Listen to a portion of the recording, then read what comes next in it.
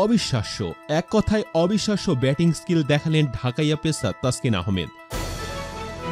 একে একে যখন ব্যর্থ হচ্ছিলেন সকল ব্যাটসম্যানরা, তখনই ব্যাট হাতে ঝড় তুলেন এই ডানহাতি বোলার কাম বাঁহাতি ব্যাটসম্যান। দীর্ঘদিন ধরে নেটে ব্যাটিং অনুশীলনের পর তার ফল পেলেন তাসকিন।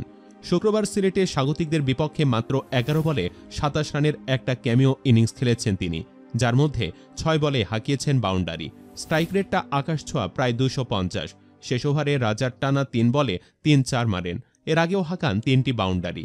তবে তাতেও দলের পরাজয় ঠেকাতে পারেননি। সিলেটের বিপক্ষে মাত্র 143 রানের টার্গেটটাও পেরোতে পারেনি মোসাদ্দেক ইরফানদের নিয়ে গড়া দলটা। অবশ্য পারার কথাও না। ঢাকার বোলাররা যথেষ্ট ভালো হলেও ব্যাটসম্যানরা জাতা। অধিনায়ক নিজেও কোনো ক্রিকেটারের কাতারেই যেন পড়েন না। ব্যাটে রান নেই, বলে উইকেট নেই, দলে সেরাটাও বের করে আনতে পারছেন না। অথচ তিনি সতীর্থদের ভাইরাল কাণ্ডে বেশি সরব। একজন অধিনায়কের যতটা সিরিয়াস থাকা দরকার তার স্পষ্ট ঘাটতি রয়েছে। বিপরীতে আগের ম্যাচে একাদশে জায়গা না পাওয়া মিথুনই এদিন সিলেটের অধিনায়ক হয়ে জিতিয়েছেন দলকে। নিজের ব্যাটে রান করেছেন, দলকে এক সুতোয় গেঁথেছেন, দিন শেষে জয় নিয়ে মাঠ ছেড়েছেন। তাতে সিলেটবাসীর মধ্যেও স্বস্তির নিঃশ্বাস ফিরেছে। সিলেটের জন্য ভালো লাগলেও তাসকিন ও শরীফুলের জন্য খুবই খারাপ লাগছে। দর্শক, আপনি ম্যাচটা কতটুকু উপভোগ করেছেন কমেন্টে জানাতে পারেন মতামত। আর অবশ্যই ভিডিওটি লাইক ও শেয়ার করুন। ধন্যবাদ।